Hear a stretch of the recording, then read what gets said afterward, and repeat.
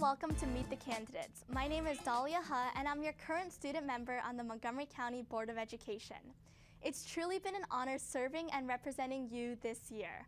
I'm extremely grateful for this opportunity, and I'm excited that on April 29th, you get to choose between two highly qualified candidates for next year's smob.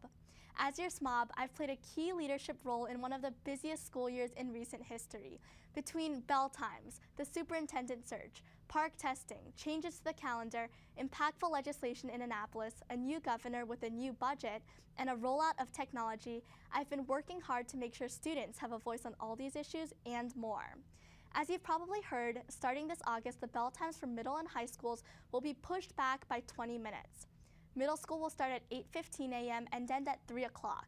High school will start at 7:45 a.m. and end at 2:30 p.m. This option did not increase any school system costs. The other options ranged from a budget increase of $2 to $6 million. Considering the fiscal climate, the 20-minute shift allowed us to save millions and possibly put that money to other good causes such as closing the achievement gap. Multiple studies showed the bell time shift to benefit students' health while having a minimal impact on our extracurricular activities, which are also important to students. These next few months will be particularly exciting as we launch into a nationwide superintendent search. The superintendent is the Chief Executive Officer of Montgomery County Public Schools. As your smob, I will be voting on hiring the next superintendent. So what characteristics would you like to see him or her embody? Fill out the survey on the MCPS webpage to let the Board of Education know. Even though we're switching superintendents, MCPS is committed to our core values of meaningful learning, building relationships, mutual respect, excellence, and equity. This year is also the first countywide administration of PARCC assessments. These tests are replacing the out-of-date MSAs. High school students have been taking PARCC in Algebra 1, Algebra 2, and English 10. Because PARCC is aligned with the Common Core state standards, we're able to benchmark our schools against other schools across the country. PARCC comes down from the federal and state governments, but MCPS is doing our best to smoothly transition to these computer-based tests. Speaking of computers and technology, the new Bring Your Own Device BYOD policy allows students to bring their own technology such as laptops, smartphones, and tablets to the classroom to take notes and do work. MCPS also rolled out 40,000 Chromebooks that are being used in specified grades and high school social studies classrooms. Earlier this year in September, MCPS was able to get rid of those environmentally harmful styrofoam cafeteria trays. Thank you so much to board member Christopher Barkley for pushing this issue for years. In an effort to go green, all schools now have recyclable paper trays. Being a smob also means keeping up with movement in the legislative world. The bill to expand student member voting rights is making great headway in our state legislature.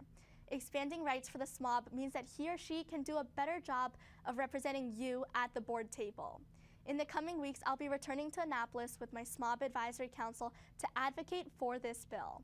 Today, as you consider the two candidates for the next student member, I ask that you take this election very seriously. The next smob will be representing you in a critical year with the second year of PARCC testing, possible policy changes to grading and testing, and a brand new superintendent. In addition to the duties on the board, the smob has to balance the duties of school and personal life. As I look back on my term and look forward to the exciting work in the months ahead, for me, it's been a hard job, but also an extremely rewarding one. In a few moments, you will meet the candidates, and when making your decision, keep in mind one question. Who do you want to represent you on the Board of Education? I'd like to wish our two candidates the best of luck, and I look forward to moderating the discussion. Thank you for listening.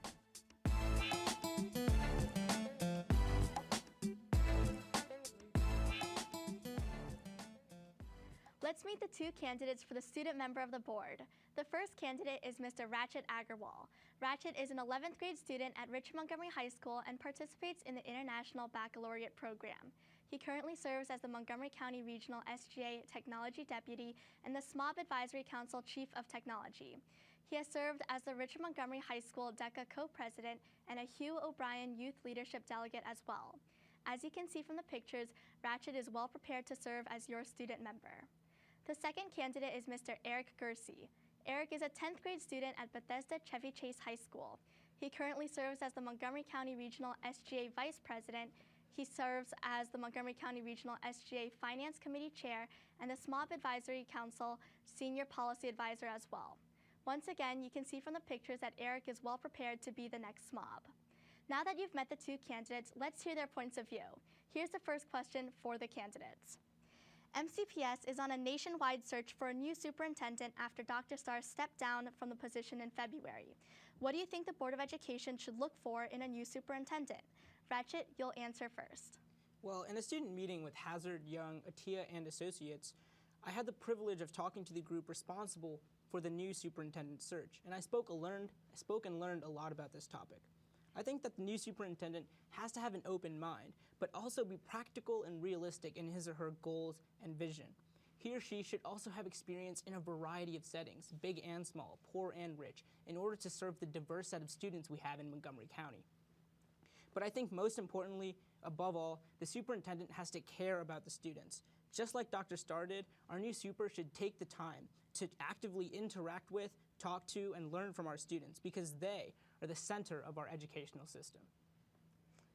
All right, thank you. Eric, please, would you like to share your thoughts? I recently had the privilege of sitting down with the search firm that is going to help determine who the next superintendent is going to be.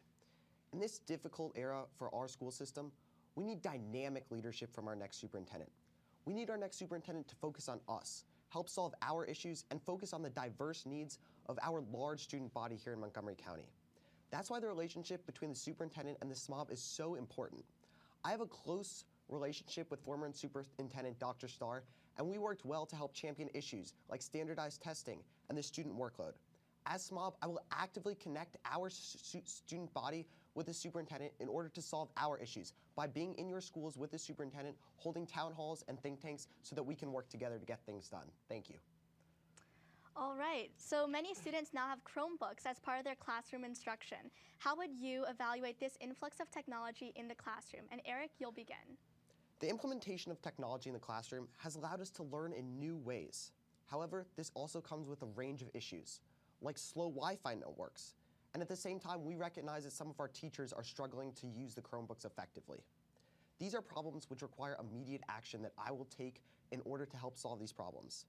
At the same time, we must continue to do more with our technology. As smob, I want to push to implement a bring your own device policy, in which you can bring in your laptop, tablet, or phone from your home to use in the classroom to promote educational connectivity. We know that it sometimes can be really annoying to save a document and then have to email it to yourself, but if we're able to bring our own devices from home, we can promote connectivity in order to use our technology to effectively learn every single day. Thank you. All right, Ratchet? Students, teachers, and parents were all affected by the Chromebooks rollout, so I think we should talk to all of these groups. We can get student opinions through surveys taken in class to evaluate engagement and the effect of the Chromebooks. And my experience in technology will help me create and roll out this survey efficiently to all classrooms. But we should also send these surveys to parents and teachers. But in addition to evaluating already implemented technology, I want to push my open technology plan, since we realistically can't get every single person a Chromebook. My open technology plan emphasizes the use of free technology and apps like Google Classroom, My Homework, and Socrative, so students and teachers who don't have access to Chromebooks can still use some form of technology in their classrooms for free.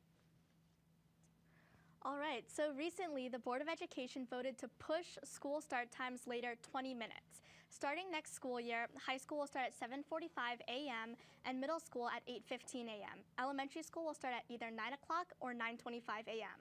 Do you think the new bell times will solve the issue of students getting enough sleep? And Ratchet, you'll begin. So although I don't think this will fully solve the issue of students not getting enough sleep because it's just 20 minutes, the only way we can truly assess its effectiveness is by asking and talking to the students themselves and making sure their opinions are clearly heard. We also have to recognize that the bell times decision was very difficult, and we need to see it from the board's perspective, since they had to handle a multitude of opposing viewpoints from parents, teachers, students, and other individuals. Change has to start small, so in the future, if we have the necessary financial resources, we can shift start times more if we need to. But right now, instead of trying to push bell times back even more, we can more realistically evaluate student workload using surveys and help teachers increase student efficiency by using technology. All right, and Eric? Think about how refreshed you feel after you walk into school on a 2-hour delay. This is how you should feel every single day that you walk in. While we realistically can't push school back 2 hours, the 20 minutes does not do enough to solve the issue that we as students don't get enough sleep. But where does this issue start? It starts with our workload. Every night we go home with piles of homework every night. This is an issue which I discussed with former Superintendent Joshua Starr, and I want to continue to push to create a student-led work group which looks into the effects of our large workload on our health with the ultimate goal of reducing our workload and hopefully eliminating busy work so that we can get the sleep that we need to thrive in school every single day. All right, well, while the smob has a critical vote on critical school system issue policies, the smob cannot currently vote on budget issues. If the student member gains expanded voting rights this year, how would you reflect the diverse wants and interests of students in the budget? And Eric, you will start. Every year, upwards of $2 billion is invested in our education because we are the future of this country. I'm fighting hard to secure full smob voting rights because with these voting rights, the smob can truly represent the students of Montgomery County. But I understand that we have a tight budget, so we need to focus on things which matter to the students. I understand I want to be in your schools, working with you to hear what you care about in our budget, whether that means working with our clubs or our athletes to fully fund their respective clubs or athletes, like getting a turf field at your school.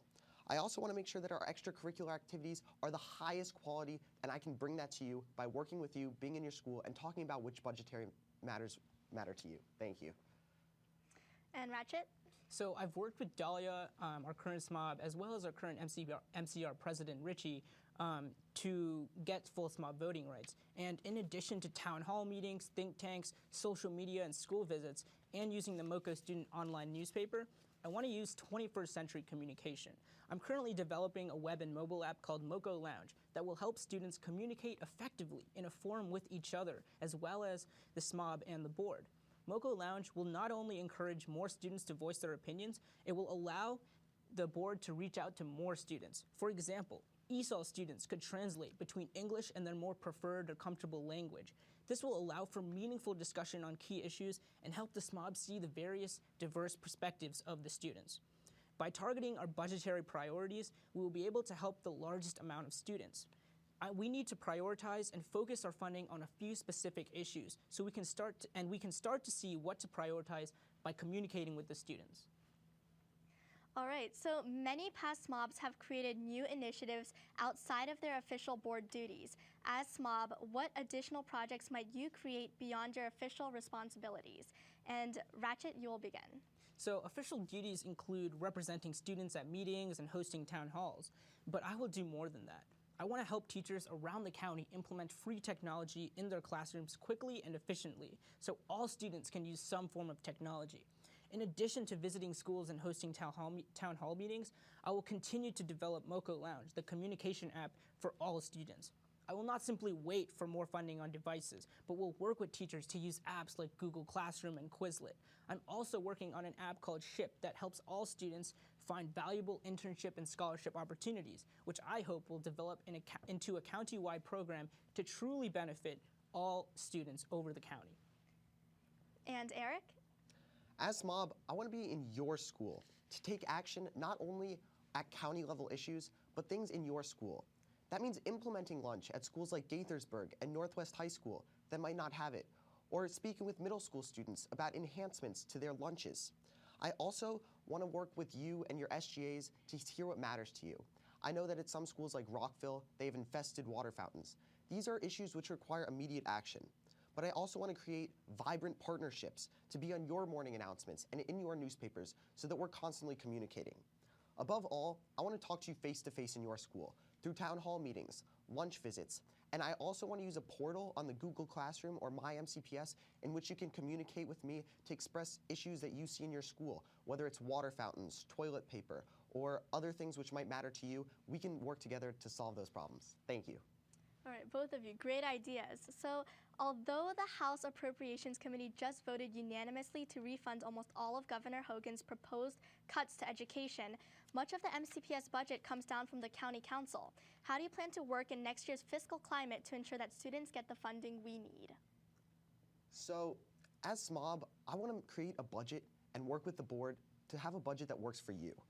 To do this, we're not going to get all the money that we need realistically, but I want to work with our local businesses and incorporate private-public partnerships, which allow your clubs, athletics, and other school activities to get the funding that they deserve.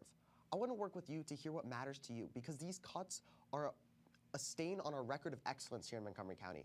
If we work together to lobby the county council, lobby the state, then we can work together to fully fund the budget and get the resources into your schools that you deserve. Thank you. And Ratchet? So first and foremost, we have to be able to prioritize the needs of our students. I want to find these priorities through Moco Lounge and student surveys and focus on them by personally reviewing budget items with members of the county council. I also want to work with county groups, coalitions such as Moco First for robotics, and other groups for extracurriculars. For example, some of my teachers, shout out to Mr. Hines, don't need or want Chromebooks or Promethean boards, so we can transfer those devices to other teachers who might use them more. I also will work with the Montgomery County Teachers Union to get the teachers' voices heard as well as the students. Overall, we have to be realistic and find our top priorities as students, and then we can start to tackle specific issues that affect the majority of students. All right, recently there have been reported instances of alleged sexual abuse or harassment of students in MCPS. In addition to the policy that the board is working on, how can the school system work to prevent future cases of sexual abuse? And Ratchet, you'll begin. So prevention training for teachers and administrators should be our most important focus. A survey of educators after they received prevention education showed that knowledge of preventative behaviors increased 35%. Specifically, I think we should work with the organization Darkness to Light, a nonprofit that aims to prevent child sexual abuse through education for parents, teachers, and other individuals. Darkness to Light offers free and low-cost educational services that we should definitely use to help the many students who face sexual abuse. Sexual abuse is a sensitive topic, but it harms students' social and emotional health as well as academic success, and prevention training for educators is of utmost importance. And Eric? All of us should go walk into school feeling like we're in a safe environment. As smob, I want to push for the immediate creation of an MCPS website which will allow you to report any suspected sexual harassment that may be going on in your school. There's no place for sexual abuse in our schools, and we should have zero tolerance for anyone who commits these crimes. As smob, I will continue to ensure a countywide culture of vigilance and reporting to end these abuses and ensure that every student can learn in a safe environment. All right, well, being the next student member of the board means having a full-time job in addition to being a student. You have to balance both board member and student responsibilities. How would you maintain this balance, and what might you sacrifice to do your part if you were elected? And Eric, we'll start off with you. Serving on the Board of Education is an important responsibility which requires the full attention of the next smob. Having worked closely with former smobs, I understand the responsibility that it takes to fully fulfill the responsibilities required. But if elected, you won't have to worry about any sacrifices that I might have to make because I've already made these sacrifices in the past to represent you. If elected, serving you will be my #1 priority, and I will do what it takes, whether to take a partial schedule or in order to be in your school, to work with you and to create change. If you elect me, you'll have a representative who is completely invested in serving you every day of my term so that we can work together and get things done. Thank you. And Ratchet? So finding a balance is very important, and I've already made sacrifices as a student advocate for the past few years and during this campaign. If elected, being smob would be my first priority the second I get sworn in. I don't know exactly what my schedule will be like, but I'm ready to give up positions like that in my school newspaper. Being smob would be second to my personal and academic lives, including my IB diploma. And if I need to give anything up, I'm definitely willing to serve the students. Thank you. All right, so this next question is about a very important issue. The achievement gap is an escalating issue not just within MCPS, but across the country. Both of you have mentioned the achievement gap numerous times while campaigning. Can you please describe how you think MCPS should tackle this multifaceted issue? And Ratchet, you'll start. So first, we need to recognize that there is no silver bullet or one solution. A few short-term solutions include hiring more bilingual ESOL teachers, as not all teachers are bilingual, and we need to provide ESOL students with the support they need to succeed. However, the single most powerful thing we can do is advocate for expanding the county's early childhood education, or pre-K, programs. Children who don't receive a high-quality pre-K education are 25% more likely to drop out of school, 40% more likely to become a teen parent, 60% more likely to never attend college, and 70% more likely to be arrested for a violent crime. The only true long-term solution to the achievement gap is to give all students, all children, the high-quality start they deserve so they can succeed in the future. And Eric? In MCPS, we are often considered one of the best educational systems in the country. However, the growing achievement gap between African American and Hispanic students and white and Asians is a stain on our record of excellence. But the achievement gap isn't only racial, it's also socioeconomic and geographic. Make no mistake, the achievement gap is increasing every single year, and we are failing too many of our students when it's not closed.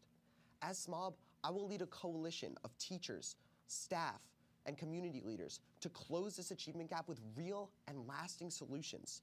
For example, project-based learning allows students to cultivate relationships with our communities in order to eliminate the racial and socioeconomic biases of standardized testing. I also want to implement SAT and ACT prep classes in your schools so that higher education is an obtainable goal for every student. Your race, background, or zip code should never define your ability to learn. And for our last question for today, sometimes legal conflicts arise between MCPS and special education students who claim they did not receive the appropriate education from the school system. A Maryland state bill currently proposes to require school systems to prove that their services are adequate when legal conflicts arise. Given this, how do you think MCPS can provide better resources and opportunities to students with special needs? And Eric, you'll begin. All of us deserve an education which accommodates our needs. I'm in favor of inviting third-party special education experts to observe special education practices in our schools. And I'm also in favor of creating a work group which reforms our special education curriculum to ensure that we're all given a fair chance. I also support individualized education plans, which allow some of us to have extra time on a test if we need it, or others who might not be able to calculate correctly to use a calculator in their math class. I want to ensure that every student is given an equal chance to succeed in the future. With the new PARCC test, I want to also ensure that appropriate accommodations are given to our special needs students so that they can take the tests in their own environment. Throughout my campaign, I've been sharing my vision for all of us to have an equal opportunity to fulfill our highest potential, and special education students should be given this exact same opportunity. Thank you. And Ratchet? So specifically, we still have yet to take advantage of free online resources that truly put us in the 21st century. One resource that comes to mind is Khan Academy, which is very powerful in helping students who might not learn effectively from a teacher who goes too fast or doesn't cater to their needs. I think MCPS should include the use of online resources to complement and support teachers' work in staff development programs. Even within special education, there are serious disparities, and we should use tools like translation and text-to-speech in our classroom technology to better assess students with these needs. And we also need to make sure that all students who need accommodations definitely receive them, especially during class and during standardized testing. All right, well, that's all the questions we have time for today. If you'd like to hear more from the candidates, we encourage schools to invite them to visit before the April 29th election. And now we'll hear closing statements from each candidate. Mr. Gersey will speak first. Next year, MCPS will be at a crossroads.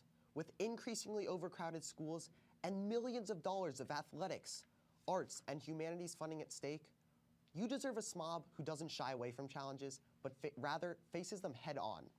These past few months, I've been visiting your schools to meet you personally because my campaign hasn't been built around me, it's been about you. From working side by side with former smobs to my recent term as the countywide vice president, I have a proven track record of progressing our student body. For these past few years, my voice has been your voice. But most importantly, I know what it means to be an everyday student just like you. And I will continue to fight for the issues that we care about in order to bring real change to you and your peers. With the endorsements of former smobs Justin, Kim, and Alan Shea, and the support of thousands of students across our great county, I won't settle until we bring middle school rights to cell phones, create a bring your own device policy, and continue to fight for open lunch at every single high school. Next year, let's get to work, as your priorities will be my priorities. That's why I'm asking for your vote, because your voice needs to be heard, deserves to be heard, and as your smob, I won't stop fighting until we, the students, are heard above all. My name is Eric Gersey, and I'm asking for your vote. Thank you. All right, and now we'll hear from Mr. Agarwal. I'm honored to be speaking to you today as a smob candidate. In a time when our county is losing precious funding, we must be realistic and smart in the ways we aim to accomplish our goals. We cannot simply wait for issues like technology, cell phone rights, student workload, or the achievement gap to be solved. It's a given for candidates to fight tirelessly for the students and their voices. But I hope that during the time I've visited your schools and talked to you on this show, you've heard how I aim to help the students through ideas like an app to communicate with the board, free technology in classrooms, and translation in communication apps. Now, it's important for smob candidates to have experience in student advocacy, and I do in both political advocacy and technology integration as a part of our county student government and Dahlia Smob Advisory Council. But our ideas are more important. I've emphasized the importance of being realistic in our advocacy while still not losing sight of our goals. We have to focus more on practicality and less on poetry. My name is Ratchet Agarwal, and I hope to earn your support so we can realistically help all students. Together, let's get Ratchet. Thank you. All right, thank you both, Ratchet and Eric. Please remember to think of who you would like to best represent you on the Board of Education, and be sure to exercise your right to vote on April 29th. Thank you for watching, and have a great second semester. Hello, my name is Sabrina Cotton, and I am the Special Elections Administrator of MCR, the county-wide high school organization for student government. The two candidates you have seen in this video want to represent you on Montgomery County's Board of Education. Since the smob is a public official, it is crucial that all middle and high school students exercise their right to vote, including high school seniors. The election will take place on April 29th. I urge you to read the official smob voter guide and base your decision on who you think would best represent you. Thank you.